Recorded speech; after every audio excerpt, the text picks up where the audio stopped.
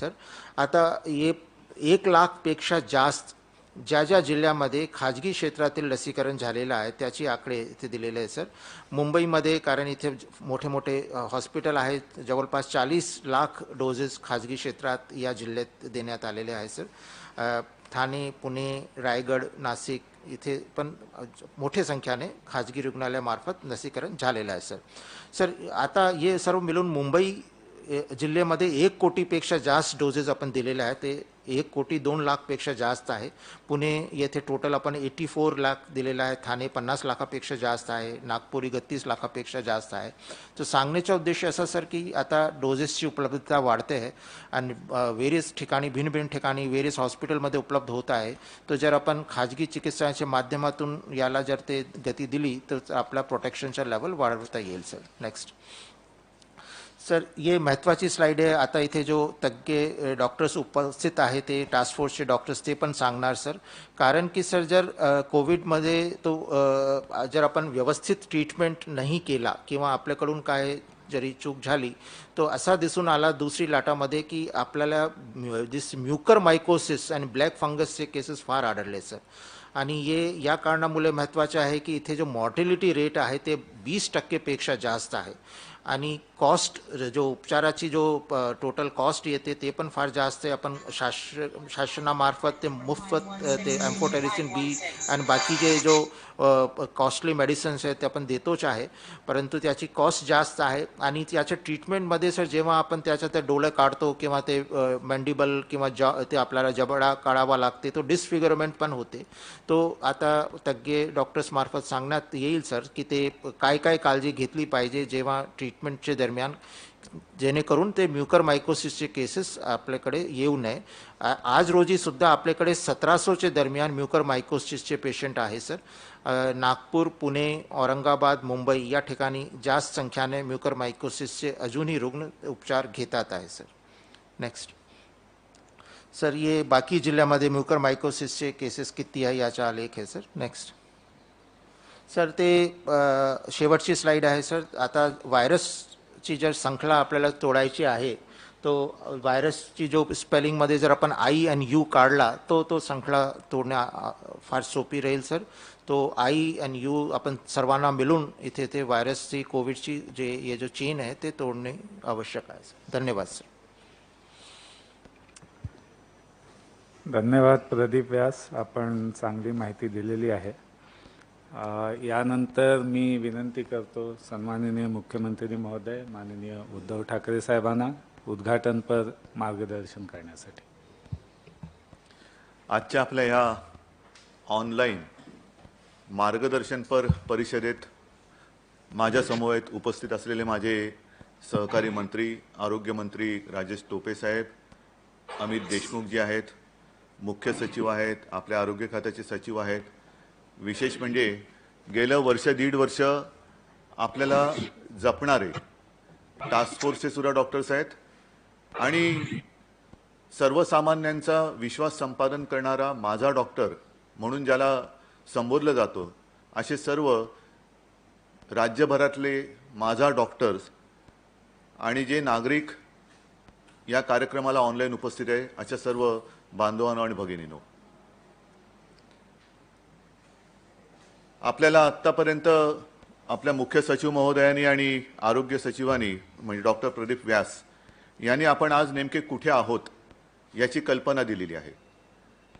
सुविधांच्या बाबतीत कुठे आहोत, त्या सुविधांचा उपयोग आपण कसा करतो आहोत, लसीकरण किती झालेलं आहे, या सगळ्या गोष्टी आपल्यासमोर ठेवलेल्या आहेत. तसं पाहिलं तर आपल्या सर्वांच्या परिश्रमामुळे आज तरी कोरोनाची परिस्थिती थोडीशी नियंत्रणात आली आहे असं नक्की आपण म्हणू शकतो. मग कोणीतरी प्रश्न विचारेल, असं जर आहे तर मग आजचा हा सगळ्या चर्चेचा घाट कशासाठी घातला? तर त्याचं कारण स्पष्ट आहे की जगभर इतर देशांमध्ये तिसऱ्या लाटेचा अनुभव त्या त्या देशातील नागरिकांना येताना दिसतो आहे. अगदी स्वच्छ आणि स्पष्ट आकडेवारी दाखवते. त्याच्या डिटेलमध्ये आपले सगळे सहकारी डॉक्टर सांगतील. आणि विशेष म्हणजे या परिषदेत आपले डॉक्टर मुकुल मेहता ते सुद्धा परदेशात काय काय चाललेलं आहे त्याही बाबतीत आपल्याशी बोलणार आहेत. आणि आज आपल्याला भेटायचं कारण एवढ्यासाठीच, जर का तिसरी लाट ही अपरिहार्य म्हणजे येणारच असेल, येऊ नये अशी आपल्या सगळ्यांची प्रार्थना आहे. मला असं वाटतं प्रार्थनेच्या एक पाऊल आपण पुढे टाकलं पाहिजे. प्रार्थनेच्या एक पाऊल पुढे टाकायचं म्हणजे प्रयत्न आले पाहिजेत. आणि हे प्रयत्न करण्यासाठी तिसरी लाट येऊ नये, येणार असेल तर ती लांबवली कशी पाहिजे, तिची घातकता कमी कशी करायला पाहिजे, कशी करता येईल, यासाठी जर आपण हे व्हायरसबरोबरचं युद्ध असं मानलेलं आहे तर आपली शस्त्र परजून ठेवण्याची हीच वेळ आहे. एक शस्त्र परजून ठेवतो. शस्त्र म्हणजे काय की माझे सगळे सैनिक जे तुम्ही आहात, डॉक्टर्स आहेत, आपले प्रशासकीय सगळे अधिकारी आहेत, कर्मचारी आहेत, जिल्हाधिकारी आहेत, सगळेच पोलीस आहेत, अगदी फायर ब्रिगेडचे सुद्धा जवान आहेत, त्यांनी सुद्धा एक सज्ज राहण्याची एक आवश्यकता आहे की शत्रू अजूनही पूर्ण पराभूत झालेला नाही.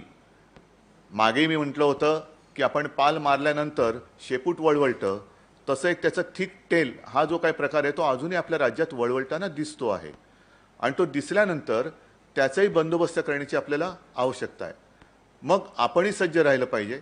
आपली शस्त्रास्त्र म्हणजे औषधं बरोबर त्याचा साठा केलं की नाही, ज्याचं सुतोवाच आपल्या मुख्य सचिव महोदयांनी केला, त्या ऑक्सिजनची सुद्धा एक पुरेशी आपल्याकडे निर्मिती होते आहे, त्याचा साठा होतोय की नाही.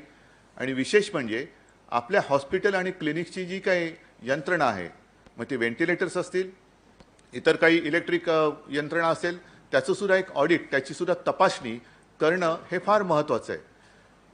आपण अनुभवलेलं आहे, ज्या वेळेला कोविड त्याची लाट चढते, शिखरावरती पोचते, तेव्हा आपल्याला श्वास घ्यायला उसंत नसते.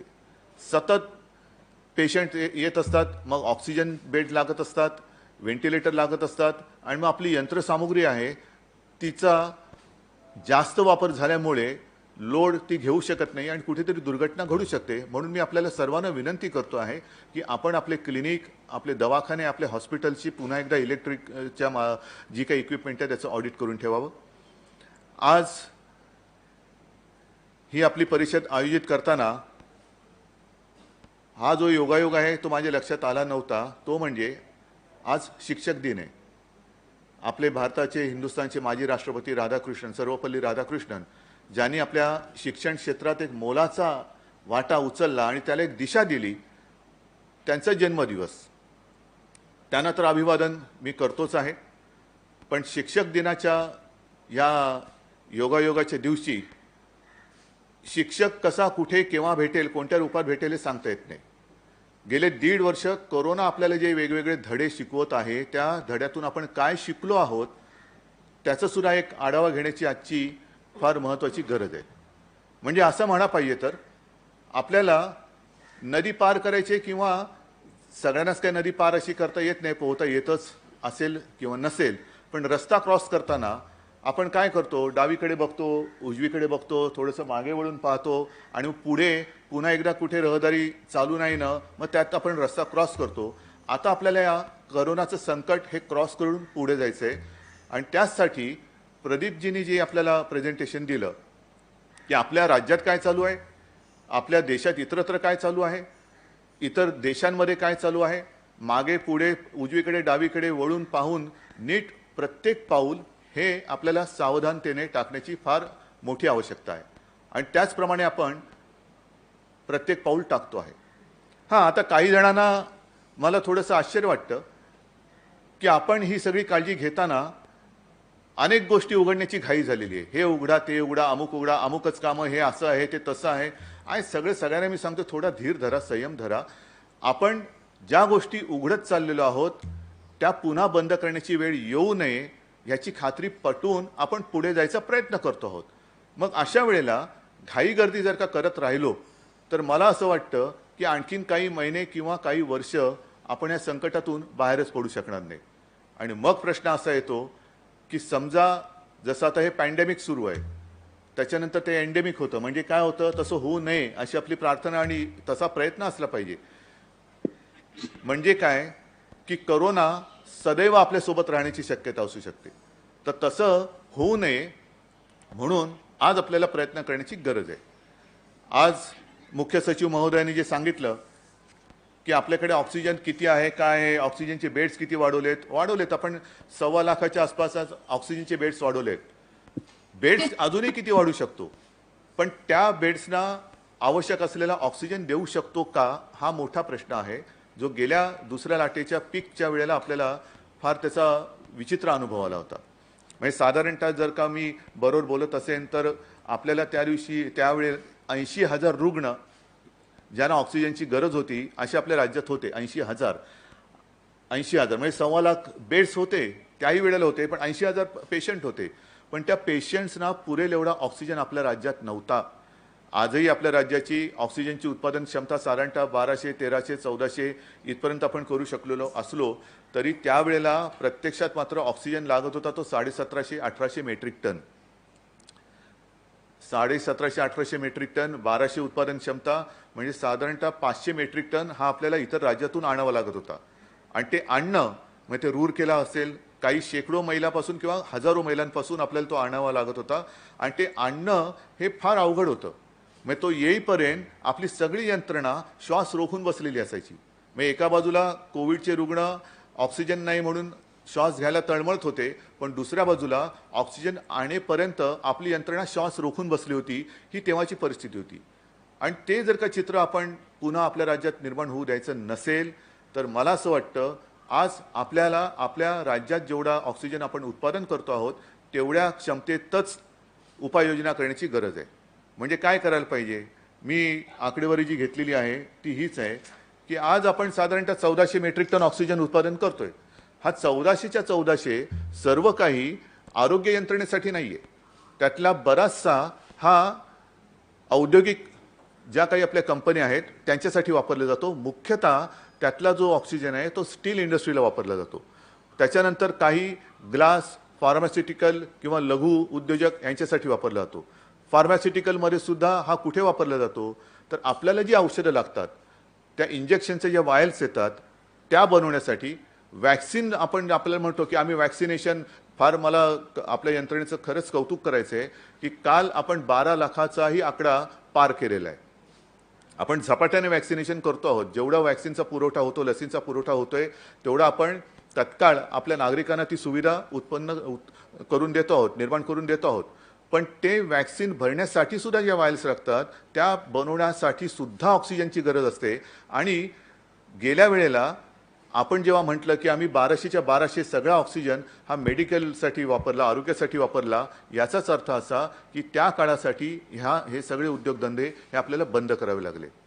आणि आजचं सुद्धा चित्र हेच आहे की साधारणतः आज देखील 200 मेट्रिक टन हा कोविड रुग्णांसाठी वापरला जातो आज सुद्धा.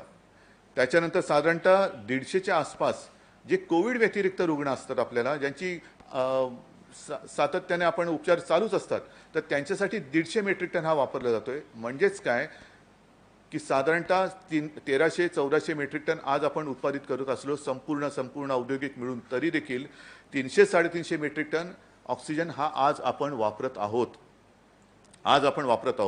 आणि आपला प्रयत्न मी आपल्याला मगाशी सांगितलं की लाट येऊ नये हा आहेच, पण लाट आली तर इतर राज्यातून ऑक्सिजन आणण्याची वेळ आपल्यावरती येऊ नये ह्याची आपण खबरदारी घेतो आहोत. याचं कारण असं की आपल्या आजूबाजूच्या राज्यात सुद्धा, अगदी केरळमध्ये सुद्धा आज नाही म्हटलं तरी तिसरी लाट जोरात आल्याचं चित्र दिसतंय. आपण जिथून ऑक्सिजन आणण्याचा प्रयत्न करतो आणि ऑक्सिजन आणतो त्या राज्यांची ऑक्सिजनची आवश्यकता ज्या क्षणी वाढते त्या क्षणी तिथून आपल्याला येणारा ऑक्सिजनचा पुरवठा हा बंद होतो. आणि ते बरोबर आहे, कारण जर का त्या राज्यातच तेवढी आवश्यकता लागत असेल तर ते राज्य आपल्या येथील नागरिकांची ऑक्सिजनची सोय न बघता दुसऱ्या राज्यांना देऊ शकत नाही, हे वास्तव आहे. आणि म्हणून मी आपल्याला नम्र विनंती करतोय की तिसरी लाट येऊ नये याच्यासाठी आपला प्रयत्न असला पाहिजे. आणि जर का आलीच तर त्याची घातकता कमी कशी राहील याचा प्रयत्न आपल्याकडनं मला अपेक्षित आहे. आणि तो जर का प्रयत्न करायचा असेल तर साहजिकच आहे की या सगळ्या गोष्टींची आवश्यकता न लागण्यासाठी पहिल्या प्रथम हे जे रुग्ण ज्यांच्याकडे जातात ते आपण सगळे डॉक्टर आहात, ज्याला मी माझा डॉक्टर म्हणतो. आणि आपली जबाबदारी अशी आहे की पावसाळा सुरू झालेला आहे, एक आणखीन मला आपल्याला सांगण्याची आवश्यकता वाटते, ते कदाचित माझ्यासोबत टास्क फोर्सचे डॉक्टर आहेत, ते मी जे बोलते ते अधोरेखित करा किंवा तुम्ही खोडू शकता, कारण माझं काही वैद्यकीय ज्ञान मोठं नाही आहे, मी आपल्याकडनंच ऐकून हे बोलत असतो. साधारणतः इतर राज्यात जिथे डेंगी आणि मलेरियाचा प्रादुर्भाव दिसतोय, काही राज्यात डेंगी आणि मलेरियाचा प्रादुर्भाव दिसतोय आणि त्याच्यात मृत्यूसुद्धा घडताना दिसत आहेत. विशेष म्हणजे डेंगी असेल किंवा मलेरिया असेल, इथे तशी लक्षणं ही पूर्वी दिसत होती तशी दिसत नाही आहेत. म्हणजे ताप येताना दिसत नाही आहे, अंगदुखी होते, साहजिकच आहे. कोविडची टेस्ट केल्यानंतर कोविड निगेटिव्ह आहे म्हणजे कोविड नाही ना, मग काय काळजी नको. पण आपल्या एक लक्षात येत नाही की कोविड एवढाच डेंगीसुद्धा हा घातक आहे आणि त्याचंसुद्धा वेळेवरती निदान होऊन त्यालासुद्धा इलाज नाही आहे. दक्षता घेणं हाच एक त्याच्यावरचा इलाज आहे. तर समजा एखाद्याला कोविड निगेटिव्ह असला तरी डेंगी नाही आहे ना, मलेरिया नाही आहे ना, इतर कोणता आजार नाही आहे ना, ह्याच्यासुद्धा टेस्ट करून घेणं हे फार आत्ताच्या दिवसात अत्यावश्यक झालेलं आहे. आणि मला असं वाटतं की आपण सगळेजण तज्ज्ञ आहात, आपण सगळेजण तत्पर आहात. जी आपण दुसरी लाट आटोक्यात आणली, पहिल्या लाटेचा अनुभव वेगळा होता. पहिल्या लाटेला मला कल्पना आहे की डॉक्टर्सना सुद्धा एक धोका होता, जो आजसुद्धा आहे. खबरदारी नाही घेतली तर आजसुद्धा धोका आहेच. पण त्यावेळेला आपल्याकडे N95 मास्क नव्हते, PPE किट नव्हते, इतर काही तशा सुविधा नव्हत्या. आज त्या सुविधा आपल्याकडे आहेत. N95 मास्क आहेत, PPE किट आहेत, लसीकरण मोठ्या प्रमाणात सुरू झालेलं आहे. आपल्याला लोकांना सांगण्याची गरज आहे की वॅक्सिन तर जरूर घेतलंच पाहिजे. वॅक्सिन दोन्ही डोस ज्याचे त्या तारखा येतात त्या तारखेला हे वॅक्सिनचं जरूर घ्यायलाच पाहिजे. पण वॅक्सिन घेतल्यानंतर सुद्धा चार चौघात वावरताना मास्क हा घातलाच पाहिजे. हे एक डॉक्टर म्हणून तुम्ही त्यांना अधिकाराने सांगायला पाहिजे. आणि मगाशी जे मी सांगितलं की काही लोक जे आपल्याला घाईने सगळं उघडायला सांगतात, त्यांना सुद्धा मी नम्र विनंती करतोय की कृपा करून यामध्ये राजकारण आणू नका. कारण राजकारण आपलं होतं पण जीव हा जनतेचा जातो. त्या जनतेच्या जीवाशी खेळ होऊ देऊ नका. मी तर म्हणेन आंदोलन जे आपण करता, आपण हे नाही केलं, मंदिरं नाही उघडली तर आंदोलन करू, ते नाही केलं तर आंदोलन करू, तर तसं करण्यापेक्षा मी पुन्हा एकदा सांगतो, आंदोलन जरूर करा, आंदोलन झालंच पाहिजे. पण हे आंदोलन कोरोनाच्या विरुद्ध झालं पाहिजे. कोरोनाच्या विरुद्ध. मागे आपण सरपंचांची एक बैठक घेतली होती आणि त्यांनाही मी सांगितलं होतं की कोरोनामुक्त गाव, आणि मला अभिमान आहे महाराष्ट्रातल्या अनेक सरपंचांनी याच्यामध्ये पुढाकार घेतला आणि कोरोनामुक्त गाव हे त्यांनी करून दाखवलेलं आहे. म्हणजे काय करायचं तर चार चौघामध्ये सुद्धा आपण एकमेकाला, जसं मगाशी आपण सांगितलं ना व्हायरसमधला आय आणि यू, तसं मी आणि तू असं मिळून माझे कुटुंब माझी जबाबदारी. कुटुंब हे माझ्या घरापुरतं आहेच, पण जेव्हा आपण वस्तीत राहतो, गावात राहतो, तालुक्यात राहतो, तेव्हा ते सगळं कुटुंब हे आपलं आहे. आपण त्या कुटुंबाचा घटक आहोत आणि त्याची काळजी ही आपण एकमेकांनी घ्यायला पाहिजे. तर तशा काही गोष्टी सुरू करा, त्याच्यामध्ये जनजागृती आणा. आता सणावारीचे दिवस हे सुरू झालेले आहेत, दहीहंडी होऊन गेली. आता पुढच्या काही दिवसामध्ये गणपती येणार, मग नवरात्री येणार, मग दिवाळी येणार. एक गोष्ट मी आपल्या लक्षात आणून देऊ इच्छितो, गेल्याही वर्षी आपण लॉकडाऊनमध्येच होतो. आता तसं बऱ्याचशा काही गोष्टी आपण उघडलेल्या आहेत. पण गेल्या वर्षी सणासुदीच्या दिवसांनंतर ती लाट उसळली होती. तोपर्यंत आपण तिला नियंत्रणात ठेवलं होतं, पण तिचं जे काही शिखर आहे ते सप्टेंबरमध्ये आलं होतं. 17-18 सप्टेंबरच्या आसपास आलं होतं गेल्या वेळेला. तेव्हा गणपती वगैरे होऊन गेले होते. यावेळेला मात्र अजूनही गणपती आणि इतर गर्दीचे ज्याला सण उत्सव म्हणतो ते सुरू जरी झाले असले तरी पूर्णपणे संपलेले नाही आहेत. म्हणून मला आणि आपल्याला, आपल्या माध्यमातून जनतेला एक विनंती करायची की गर्दी होणार नाही ह्याची काळजी आपण सगळ्यांनी घ्यायला पाहिजे. काही ठिकाणी मी सुद्धा आणि आम्ही सगळे राजकीय नेत्यांनी सुद्धा काळजी घ्यायला पाहिजे की ज्या कार्यक्रमाला आम्ही जातो तिथे सुद्धा गर्दी होता कामा नये. नाहीतर मग काय होणार, लोकांसांगे ब्रह्मज्ञान आणि स्वतः कोरडे पाषाण. मग तुम्हीच आम्हाला विचाराल, सगळी जनताच आम्हाला विचारेल, अहो तुम्ही आम्हाला सांगता की हे करू नका ते करू नका, आणि तुम्ही बघा काय करताय. आता सुद्धा मी आपल्याशी मास्क काढून बोलतोय, पण माझ्या अंतरावरती सगळी लोक आहेत त्यांनी मास्क घातलेले आहेत आणि त्यांचं दोघांची 2-2 वॅक्सिन घेऊन झालेली आहेत. म्हणजे ही काळजी आणि ही जी खोली आहे ती सुद्धा मोठी आहे. जर काय छोट्या खोलीत बसून मी तुम्हाला ज्ञान पाजळत बसलो असतो तर मी ही चूक केली असती. म्हणून ते होता कामा नये. आणि म्हणून मला असं वाटतं की आपल्याला एक ठरवायला पाहिजे की ही लाट येऊ द्यायची नाहीच. ही लाट थोपवली पाहिजे. ही लाट थोपवायची का तिला आमंत्रण द्यायचं हे सगळे आता नागरिकांनी ठरवण्याची वेळ आलेली आहे. आणि लाट जर का थोपवायची असेल तर मला असं वाटतं लसीकरण हे ज्या वेगाने आपण करतोय त्या लसीकरणाला प्रतिसाद हा जनतेने तेवढाच मोठा दिला पाहिजे. आणि माझा डॉक्टर म्हणून तुम्ही सुद्धा सर्व डॉक्टर मंडळींना मी विनंती करतोय की आपल्याकडे येणाऱ्या सर्व पेशंटना आणि पेशंट नसतील तरी आपल्या संपर्कातील सर्व नागरिकांना आपण सुद्धा सांगायला पाहिजे की दोन्ही डोस लसीचे तुम्ही घेणं अत्यावश्यक आहे. हे खरंच गरजेचं आहे. आणि मला असं वाटतं की एक गोष्ट आपण प्रदीपजी सांगितली की याच्यामध्ये हा जो व्हायरस आहे तो आपण बघितला की दरवेळेला नवीन नवीन काहीतरी रूप घेऊन आपल्याकडे येतो. म्हणजे नवीन अवतारात हा विषाणूचा नवीन अवतार तो जगाच्या कानाकोपऱ्यात कुठेतरी एक जन्माला येतो आणि हा म्हणता जग ग्रासून टाकतो. जसं डेल्टाचं झालेलं आहे. आज डेल्टानी संपूर्ण नाही म्हटलं तरी संपूर्ण जग व्यापून टाकलेलं आहे. निर्माण कुठून झाला? कुठेही झाला असेल, पण तसंच तो कुठल्या तरी एका जगातल्या क्षेत्रात तो निर्माण होतो. आणि आता आपल्याकडे जागतिकीकरण म्हणजे त्याच्यामध्ये पूर्ण जगभर जी वाहतूक चालते त्या वाहतुकीच्या माध्यमातून त्याला आयतं वाहन मिळतं. माणसाच्याच माध्यमातून तो या देशातून त्या देशात जातो आणि जग व्यापून टाकतो.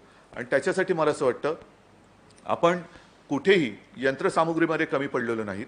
आपण अगदी मुंबईमध्ये कालच जिनोम सिक्वेन्सिंग लॅब त्याची सुरुवात केली आहे. म्हणजे नवीन व्हेरियंट आला आहे का ह्याची जर का शंका आली तर ती सुद्धा आपण आता मुंबईमध्ये आणि पुण्यामध्ये सुद्धा आपल्याकडे ती सुविधा आहे. तर तिथे आपण त्याची शंका निरसन करून घेऊ शकतो. अशा प्रकारे आपण कुठेही पुन्हा एकदा सांगतो की आरोग्य सुविधांमध्ये आपण कमी पडलेलो नाही. माझा दावा आहे जग खूप मोठं आहे, देश खूप मोठा आहे, पण महाराष्ट्राने ज्या वेगाने ज्या प्रमाणामध्ये आरोग्य सुविधांमध्ये वाढ केलेली आहे तेवढी वाढ क्वचितच एखाद्या देशाने केली असेल असा माझा दावा आहे. मग ते ऑक्सिजनचे बेड्स असतील, व्हेंटिलेटर्स असतील, इतर सगळ्या काही गोष्टी असतील, ॲम्ब्युलन्स सेवा असेल, सगळ्या गोष्टींमध्ये आपण कुठेही कमी पडलेलो नाही, कमी पडू देणार नाही. पण ऑक्सिजन मात्र हा आपल्याला एक कळीचा मुद्दा आहे जिथे तातडीने आपण काही करू शकत नाही. आपल्याला हेही माहिती आहे की मी संपूर्ण राज्याच्या प्रशासनाला आपली उत्पादन क्षमता ही 1200वरून 3000 मेट्रिक टन पर्यंत नेण्याच्या सूचना केलेल्या आहेत. त्या दिशेने सुद्धा आपण पावलं टाकतो. पण ते प्लांट्स लागायला थोडा अवधी लागतोय. 6 महिने 8 महिने जसं जसं परदेशातून काही यंत्रसामुग्री मागवण्याची आवश्यकता असते ती ज्याप्रमाणे येते त्याप्रमाणे हे सुद्धा प्लांट्स हे सुरू होतील. आणि मग नक्कीच लवकरात लवकर मी म्हणतोय की आपल्याकडे सर्व राज्यातील सर्व नागरिकांना आपण वॅक्सिन दिलेलं असेल. दुर्दैवाने जर का तिसरी लाट आली ती जेवढी लांबू तेवढी आवश्यक आहे. कारण वॅक्सिनेशन त्या काळामध्ये जास्तीत जास्त करण्याची गरज आहे. एक गोष्ट नक्की त्याच्या बाबतीत डॉक्टर्स पुन्हा एकदा सांगतील की ज्यांनी 2 डोस वॅक्सिनचे घेतलेत त्यांना कोविड होण्याची शक्यता जरी असली तरी त्या कोविडचे घातक दुष्परिणाम हे त्यांच्यावरती जगभरामध्ये कमी आढळून आलेले आहेत. म्हणजे ती एक ढाल मानायला काही हरकत नाही. मला असं वाटतं बाकी सगळ्या गोष्टी आपले सगळे तज्ज्ञ डॉक्टर सांगतील. पण कृपा करून पुन्हा एकदा आपल्या सर्वांच्या माध्यमातून नागरिकांना सतर्कतेचे एक इशारे दिले गेले पाहिजेत. आज जरी ही कोविडची परिस्थिती नियंत्रणात आल्यासारखी वाटत असली तरी देखील गेल्या काही दिवसामध्ये हलकी वाढ त्याच्यामध्ये दिसायला लागलेली आहे. ही हलकी वाढ सुद्धा आपल्याला थांबवायची आहे आणि उलट ती वाढ होऊ न देता कोविडला शून्यावरती आणायचं आहे. आणि त्याच्यासाठी आपल्या सगळ्यांचं योगदान हे अतिशय महत्त्वाचं आहे. मला असं वाटतं पुन्हा एकदा जगभरामध्ये काय चाललेलं आहे त्याच्याबद्दल आपले डॉक्टर मेहता हे मार्गदर्शन करतील. आणि आपल्याकडनं डॉक्टर साहेब एकच आहे की मी माझ्या फेसबुक लाईव्हमध्ये एक बोललो होतो की एक आपलं गाणं आहे संपणार कधी रण. हे रण संपणार आहे की नाही आणि संपवायचं असेल तर आपल्याला काय करण्याची गरज आहे, काय करावं आणि काय करू नये याचं आपण मार्गदर्शन आज ह्या सगळ्या आपल्या महाराष्ट्र सांभाळणाऱ्या सर्व डॉक्टर्सना करावं. आणि या निमित्ताने जे आपले नागरिक माता बांधव भगिनी हा कार्यक्रम बघत असतील त्यांना सुद्धा याचं मार्गदर्शन आपण करावं अशी मी आपल्याला नम्र विनंती करतो. धन्यवाद. जय हिंद, जय महाराष्ट्र.